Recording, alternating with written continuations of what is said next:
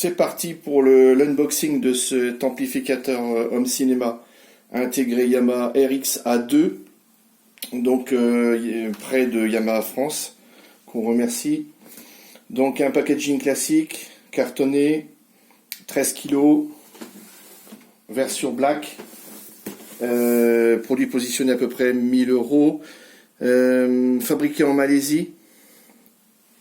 Donc on va voir comment c'est fichu à l'intérieur. Un carton assez épais. Donc on va retrouver certainement l'emballage habituel des amplis home cinéma. Donc ici on va retrouver les différentes notices. Alors qu'est-ce qu'on a là? Le Quick Start Guide, guide de démarrage rapide, les notices de précaution, l'enregistrement du produit sur le site de Yamaha pour bénéficier de la garantie. Ici également toujours c'est le Quick Start Guide dans différentes langues. Ici le manuel, non c'est pas un manuel, c'est juste un manuel d'avertissement. Une petite plaquette publicitaire pour Spotify Premium. On n'a pas de code à l'intérieur qui nous permettrait d'avoir une réduction. Donc voilà pour cette première partie. Ici on a une antenne pour le DAB. Il doit y avoir un tuner DAB intégré. Deux petites piles, des UM3 pour la télécommande.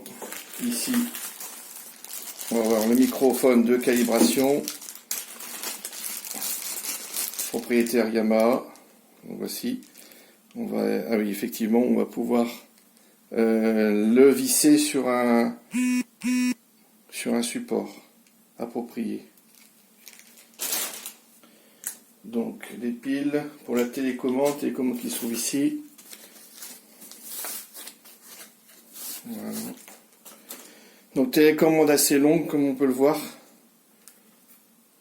avec un petit revêtement pour accrocher, compartiment des piles. Donc une télécommande qui a priori n'est pas rétroéclairée, donc elle est très longue, hein, quand même elle est très longue. Les boutons, ouais, ça fait une impression un peu d'entrée de gamme hein, sur les boutons. Des boutons un petit peu avec des contacteurs à l'ancienne. Donc on verra ça à l'utilisation. Une télécommande hier, bien sûr, hein, infrarouge. Ici le câble d'alimentation. S'il veut sortir. Voilà. Donc câble d'alimentation bipolaire, donc pas de prise de terre. Donc châssis de classe 2 a priori. Hein. Châssis d'isolation renforcée. Donc nous voici avec l'appareil déballé du carton. Donc on découvre une face avant noire, aspect brillant, donc ça sera assez relativement fragile aux griffes.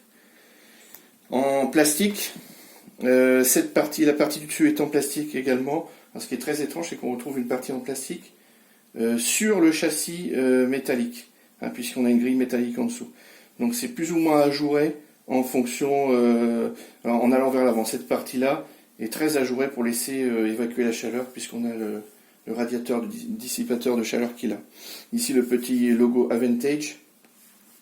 Donc en face avant, qu'est-ce qu'on va retrouver? Un gros bouton qui a l'air assez qualitatif à la manipulation. Ici un sélecteur de source et validation. Le bouton Power, une entrée USB 5 volts jusqu'à 1 ampère pour alimenter vos appareils. YPAOC, système de calibration chez Yamaha. Une prise pour le casque en 635. On va voir le côté. Le côté ici, on retrouve a priori oui une plaque en métal, bien ajourée également, qui est en deux parties. On dirait qu'elle est ici en deux parties. Sur l'arrière, conception classique. On est sur un appareil 1000 €. Hein. Donc ici le RJ45 pour le réseau, les 7 canaux.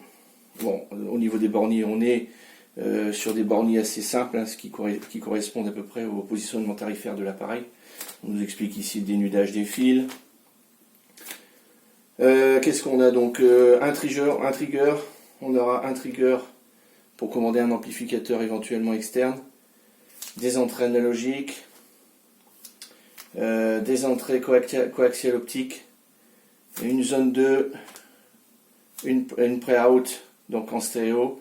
Et l'autre pré-out, ce sont les deux sorties subwoofer. Donc c'est pas mal sur un amplificateur de cette gamme d'avoir ça. Ici, la prise antenne, on avait vu tout à l'heure le petit fil qui servait d'antenne pour le DAB ou la FM en 75 ohms. Une prise IEC bipolaire, comme on l'a vu. Un appareil, la consommation n'est pas indiquée. Si, 360 watts, c'est peu. Hein. C'est peu, mais bon, avec des types d'alimentation modernes, ça peut suffire. Après, il n'y a pas tant de canaux que ça à alimenter. Hein. Donc on va essayer de voir un peu ce qui se passe sur le dessous. Donc les antennes Wi-Fi Bluetooth sont déjà montées dessus.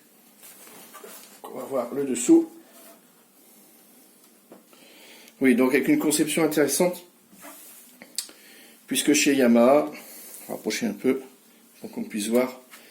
Chez Yamaha, on a une conception avec 5 pieds, un pied au milieu qui sert à stabiliser, à mieux stabiliser l'appareil. Donc toujours avec une évacuation de la chaleur à l'endroit où il y a le radiateur. Donc en fait, l'air par convection va circuler du bas vers le haut. Ça va faire une convection naturelle sans utilisation active de ventilateur. On verra si on peut le démonter.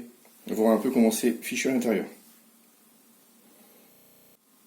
Un retour sur cette face arrière de manière plus précise avec les fonctionnalités dont je n'ai pas parlé. Ici une entrée, une sortie remote. Ici les borniers, on voit qu'il y a plus de borniers que de canaux amplifiés, donc on verra comment ça s'organise. Sur ces borniers qui sont classiques, assez basiques, j'ai retiré les caches, ce qui permettra de mettre des fiches bananes. Et donc dans cet usage, je recommande d'utiliser des fiches bananes isolées, pour éviter tous les courts-circuits. Ici, on a les impédances minimales pour les enceintes, frontales et les autres. Donc on verra si l'amplificateur il a un réglage particulier dans le setup, ou si il s'adapte automatiquement aux enceintes.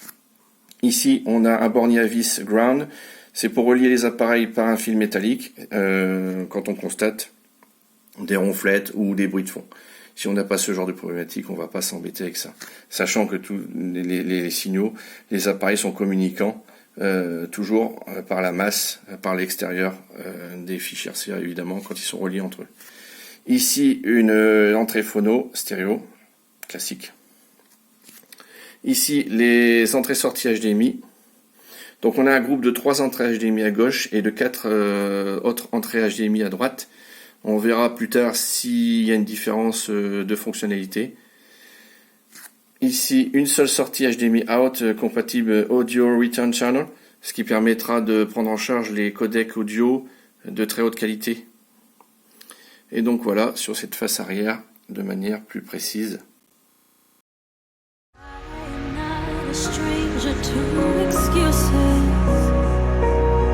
Burned me once or twice, I expect